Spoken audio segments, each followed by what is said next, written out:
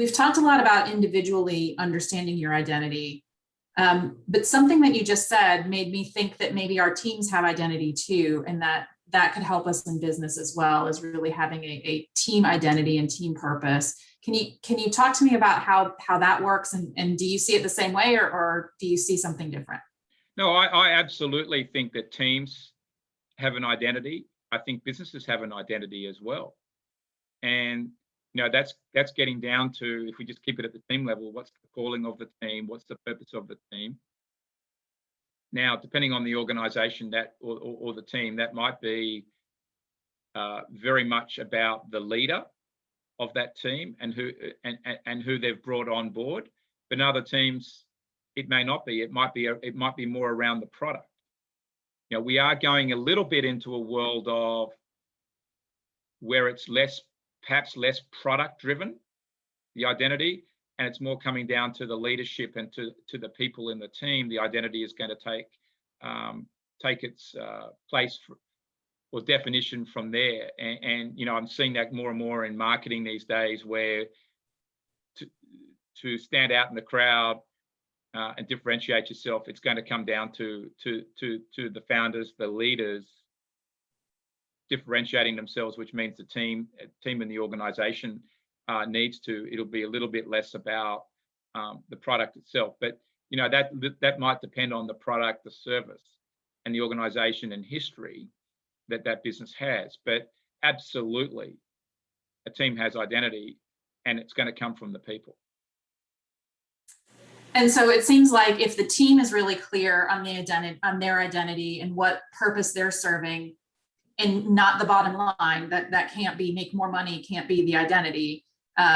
Just like personally, make more money isn't the identity.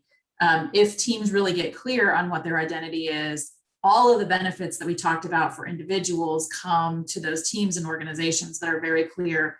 They get more clarity of purpose. They know what the right decision is. They have an easier time adapting. They have more confidence and build better connections and know sort of when to keep and when to prune relationships, because they're all clear on that sort of shared identity. And then ideally, each personal identity snaps into that shared team identity in some way. Yeah, and I think you're right. And all the principles we talked about today, in terms of what's your number. Yes, in the old world of business, what's the result is very important. How much money got made, how quickly. But in today's world, we're also moving more towards the triple bottom line. So it's about the people culture is one of the bottom lines that's got to be sustainable. It's then about the community contribution. This is where ESG is getting more strength, and sustainability, diversity. These conversations are growing because that's what a team has got to embrace, and its identity has got to embrace all those. And it won't last for long if the only thing it's about is making money. But making money is important. Yeah, absolutely. But the team and the organization have got to look at a broader impact and set of connection points in the ecosystems that they operate in, if they're going to survive beyond a few years. That's very important. Yeah, and I think just to tie back to something that you said earlier, it's when you're truly living your identity and your purpose, the money will follow. Pursuit of money by itself doesn't necessarily help people, and often it can be the energy that destroys wealth. But yes, not to say that you shouldn't and don't focus on a bottom line in a business team.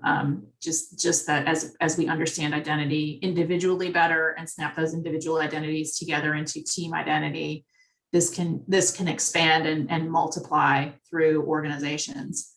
And I think with one, just to wrap up on the team identity part, even though I've said that I believe it's very important for the leader to have their identity set and it have a connection to the team, this doesn't mean you can have an egotistical leader running around out there that thinks he or she can go and do what they want, and that it's all about them. because it's still all about the team. But it's and I want to make that clear that that was not something that I was saying that identity creates. Identity is more about the purpose of the leaders, the culture that they're creating, the image that they're creating for themselves, but also for the business. It then becomes broader. But it's not just someone that's allowed to create their own fiefdom. This is where identity goes wrong, and when someone's allowed to do that, then that is a problem, fundamentally, for the team. So it's a very fine balance there.